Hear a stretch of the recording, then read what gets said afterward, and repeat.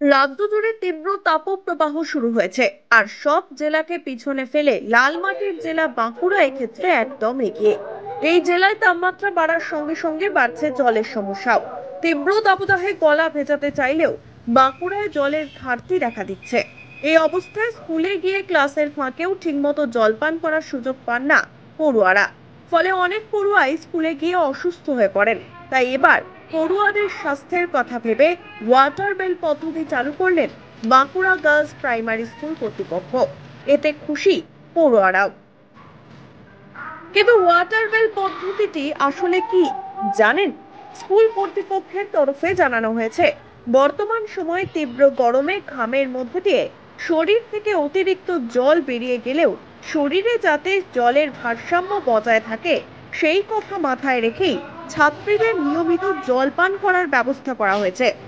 সকাল 7:45 ও 9:10 বেল বাজার সঙ্গে সঙ্গে সমস্ত ছাত্রীরা নিজেদের সঙ্গে থাকা জলের বোতল থেকে জল পান করবেন, আর এই কাজে তদারকি করবেন সংশ্লিষ্ট শিক্ষকরা। এর আগে কেরল, ওড়িশা সহ এ রাজ্যের একাধিক স্কুলে ওয়াটার বেল পদ্ধতি চালু হলেও বাঁকুড়া জেলায় কোনো সরকারি স্কুলে সম্ভবত এই ধরনের উদ্যোগ প্রথম বলেই খবর।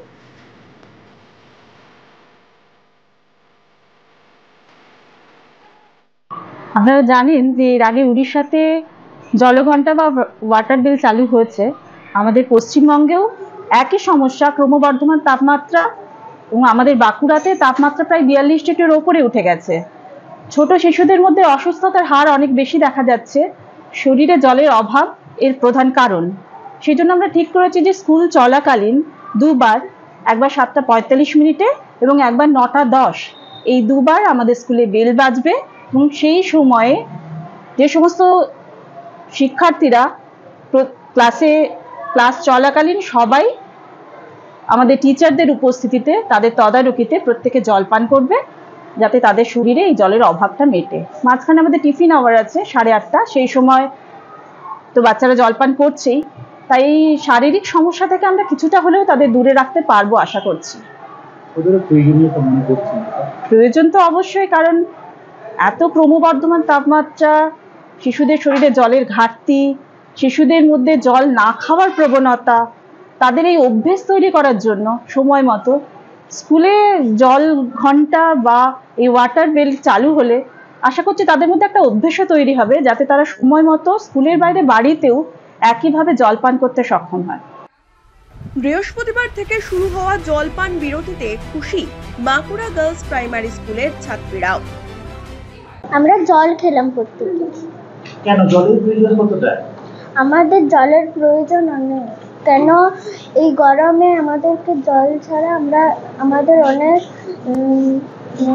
শরীর থেকে ঘাম বেরিয়ে যায়। হ্যাঁ, কষ্ট হয়।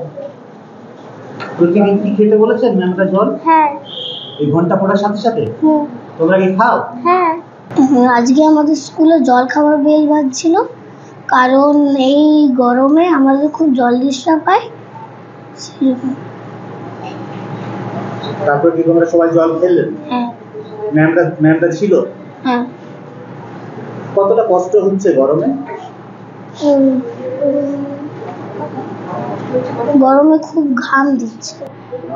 হ্যাঁ। জলটা খাওয়ার পর কি শান্তি আসছে? হ্যাঁ। সম্প্রতি অতিরিক্ত গরমে বিদ্যালয়ের ছাত্রছাত্রীদের স্বাস্থ্যের কথা ভেবে ওয়াটার বেল সিস্টেম চালু করা হয়েছে নবদ্বীপের মায়াপুর পূর্ব মোল্লাপাড়া প্রাথমিক বিদ্যালয়েও।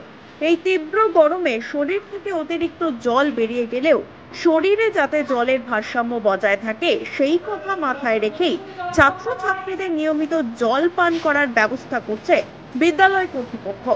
বাঁকুড়া, নদিয়া ছাড়া এই নিয়ম চালু হয়েছে বেশ কিছু অন্যান্য জেলার সরকারি স্কুলগুলিতেও। ফলে তীব্র দাবদাহে ঠান্ডা জলে গলা ভিজিয়ে খানিকটা স্বস্তি পাচ্ছেন পড়ুয়ারা। Bureau report, one India. সবাই পর্যাপ্ত পরিমাণে জল খাও। প্রচন্ড গরমে আমাদের ঘাম দিয়ে জল বেরিয়ে যাচ্ছে, তাহলে জলের ঘাটতি পূরণ